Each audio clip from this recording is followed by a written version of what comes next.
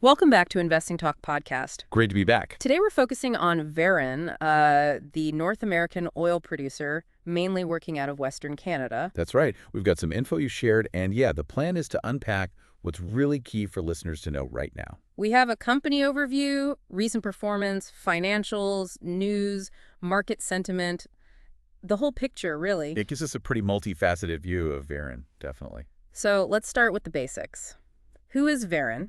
Well, they used to be Crescent Point Energy, right? Exactly. They just changed their name in May 2024. Okay. Based in Calgary, been around since '94, focusing on petroleum assets in Alberta and Saskatchewan. Pretty standard Canadian E&P profile initially. Got it. How have they been doing recently, performance-wise? The stock's been moving around a bit. Yeah, quite volatile over the past month. It's recently down about 5%. And longer term. Looking back 6 months, it's also down roughly 5%. But the past year is where it gets stark down about 41.5%. Ooh, that's significant. It is. But it's important to remember that same period had some positive news too.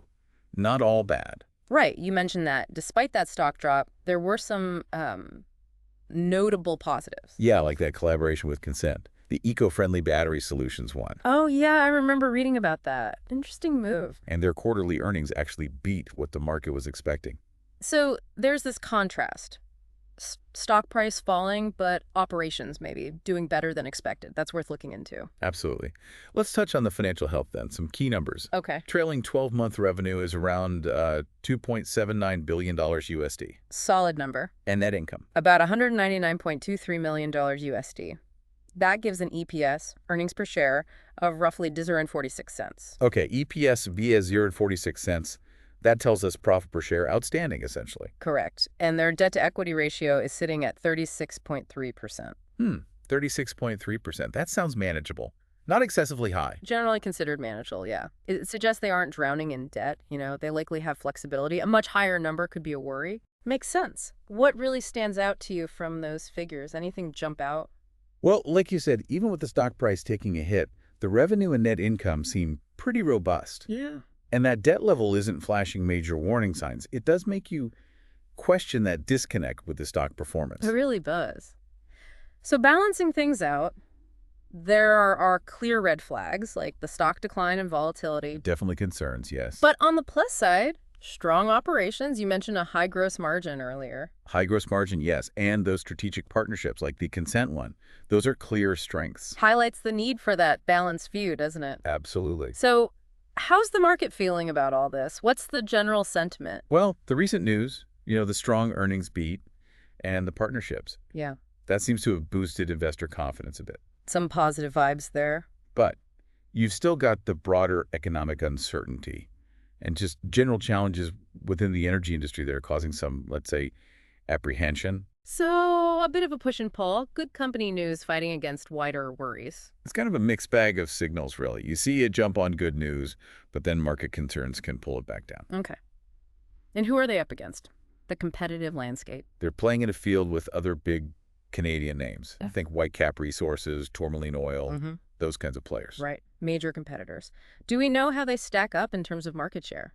We don't have specific numbers here, but Veren seems to be focusing on efficient operations and those strategic alliances to stay competitive. Trying to get an edge through being lean and making smart partnerships. You'd like it, yeah. Okay, looking ahead then, what's on the horizon? Key things to watch. Well, the next earnings report is a big one, scheduled for April 23, 2025. That could definitely be a catalyst. Mark the calendar. And of course, the usual suspects. Market fluctuations, any regulatory shifts in energy, those are always risks to keep in mind. Always present in this sector, right? Always. Now, let's go back to that last earnings report you mentioned beat expectations. Can we get a bit more detail there? Yeah, so that was the Q4 2024 report, came out February 27, 2025. Okay. They reported EPS of 30.29 cents. Analysts were expecting 34.24 cents. So they beat by $0.05 a share. What's that percentage-wise? Over 20%.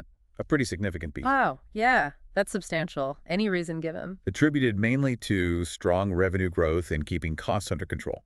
Good cost management. That combination usually gets investors' attention. Revenue up, costs managed. Exactly. Shows good operational control. Now, speaking of things grabbing attention, there was some really big news recently, wasn't there? Something that could reshape things significantly. Ah, yes. the huge development.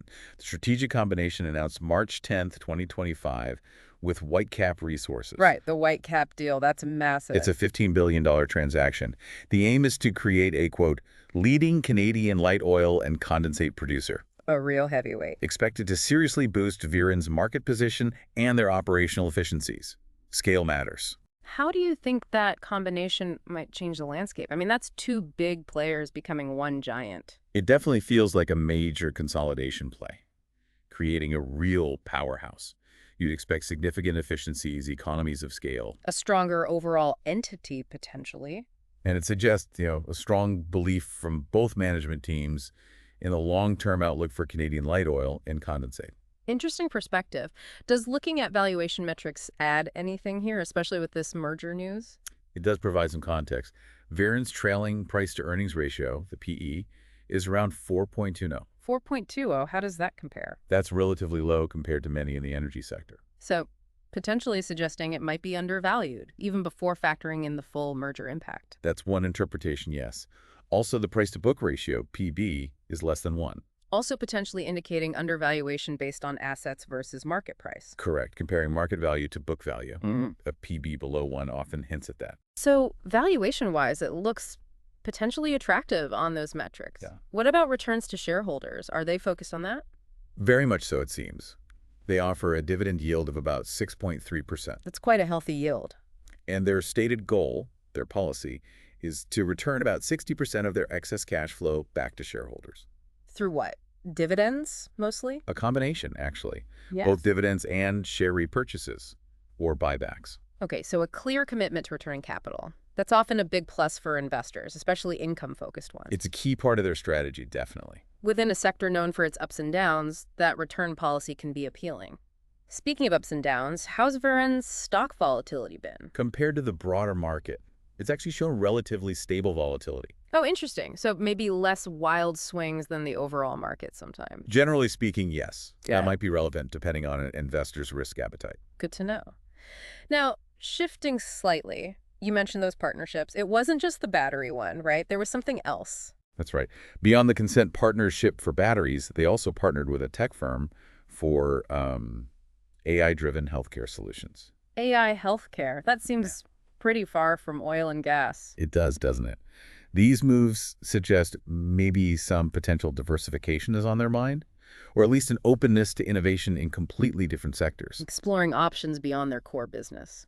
Interesting signal. It certainly paints a picture of a company willing to look outside its traditional industry for opportunities. So, wrapping things up, when you put all these pieces together, the recent stock volatility, but then strong earnings, Strategic partnerships, both in and outside energy. and now this absolutely massive combination with Whitecap Resources.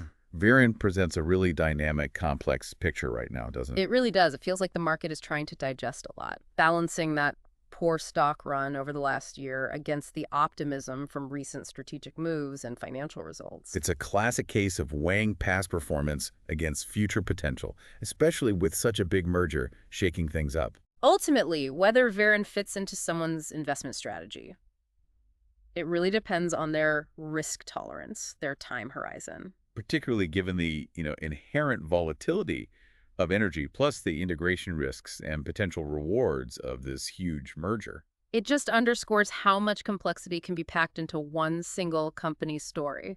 Absolutely. Well, we hope this discussion has given everyone a clearer view of the key factors swirling around Veren. We definitely encourage listeners to do their own further research, focusing on what stood out to them today. And please, if you found this informative, do subscribe, like, and maybe leave us a comment. We'd love to hear if you want us to explore other companies. Or maybe other aspects of Veren or the energy sector. Let us know what you're curious about.